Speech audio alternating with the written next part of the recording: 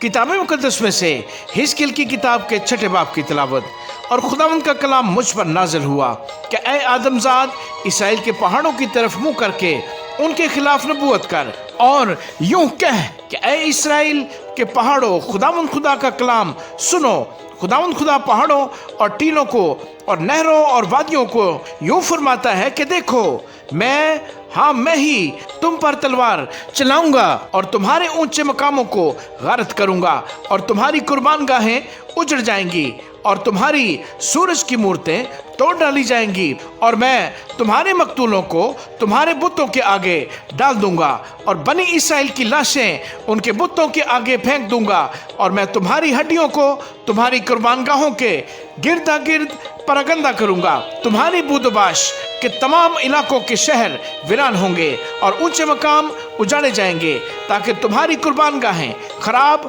और वीरान हों और तुम्हारे बुत तोड़े जाएं और बाकी न रहें और तुम्हारी सूरज की मूर्तें काट डाली जाएं और तुम्हारी दस्तकारियां नाबूद हों और मकतूल तुम्हारे दरमियान गिरेंगे और तुम जानोगे कि मैं खुदावंद हूँ। लेकिन मैं एक बकिया छोड़ दूंगा, यानी वो चंद लोग जो कौमों के दरमियान तलवार से बच निकलेंगे जब तुम गैर ममालिक में परगंदा हो जाओगे, और जो तुम में से बच रहेंगे उन कौमों के दरमियान जहां जहां वो असीर होकर जाएंगे मुझको याद करेंगे, जब मैं उनके बेवफा दिलों को जो मुझसे दूर हुए और उनकी आंखों को जो बुतों की पैरवी में बरगश्ता हुई शिकस्ता करूंगा। और वो आप अपनी तमाम बदमाली के सबब से जो उन्होंने अपने तमाम घिनौने कामों में की अपनी ही नजर में नफरती ठहरेंगे। तब वो जानेंगे कि मैं खुदावंद हूँ और मैंने यूं ही नहीं फरमाया था कि मैं उन पर ये बला लाऊंगा। खुदावंद खुदा यूं फरमाता है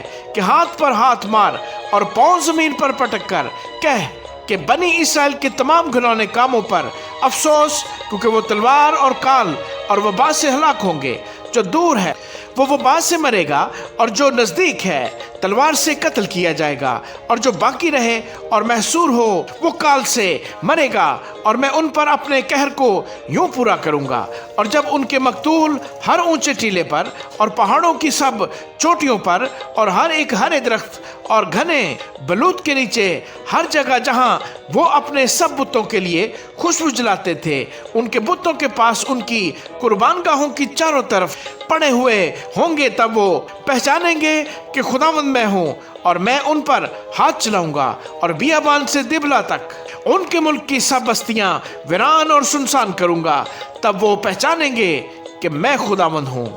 आमीन।